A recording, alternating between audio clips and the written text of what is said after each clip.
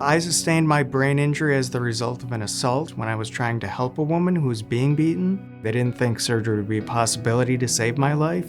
Doing it solo would have been very easy to fall down that pit of despair, but I think having that community like the Minnesota Brain Injury Alliance really bolstered my ability to get through things because I was realizing there is support, there are resources for people like me. A TBI is a traumatic brain injury. That means someone has received an external force to the head that has caused their brain to have an injury. Anyone can incur a brain injury at any given time, and the brain injury not only affects the person who had the injury, it affects their loved ones, it affects their friends, their colleagues, it affects everyone they come in contact with. Some of the leading mechanisms for traumatic brain injury include things like falling, motor vehicle crashes, assaults, sports-related injuries. There are certain populations that are more impacted, people who've maybe experienced domestic violence, people who've experienced homelessness, substance use disorders, older adults.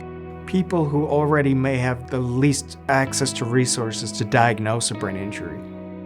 There can be some stigma around brain injury, people feeling like once their injury is treated or cured that they should be good, right? Like they should be good to go and there should be this return to life. But really, there's a lot of complexity to that journey following the injury. Each brain injury is unique. It is its own individualized journey, and therefore the treatment plans, the support, the navigation of it, each of those are very individualized to the person. That's a part the Minnesota Department of Health plays to make sure people do not fall through the cracks.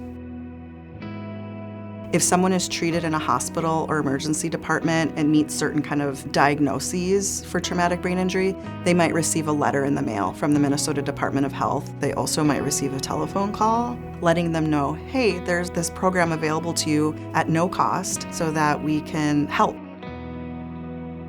We have a long-standing partnership with the Minnesota Brain Injury Alliance, and they are a community organization that provides one-on-one service for people to connect them to resources. Somebody might be struggling following a brain injury with connecting to mental health supports or housing or employment or trying to figure out how to return to school settings. And the Minnesota Brain Injury Alliance has a whole team of resource facilitators, and they help them kind of navigate those processes following their injury.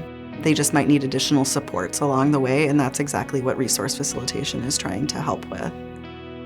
We're here to help them understand you're not alone. This is not a debilitating end of the road. There are services, there are supports, and there is hope. That's really why we do what we do, is to make sure that people are able to have a full life even following injury.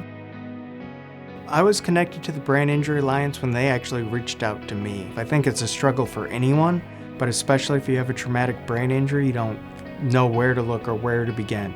So they reached out to me, and that was huge because that initial connecting with them really changed the course of my recovery. I had these goals of I want to move out of my folks' place. I want to get back on the road. I want to get back to working. And the Minnesota Brain Injury Alliance was instrumental in helping me achieve those goals. I feel like I'm really thriving at this point in my recovery.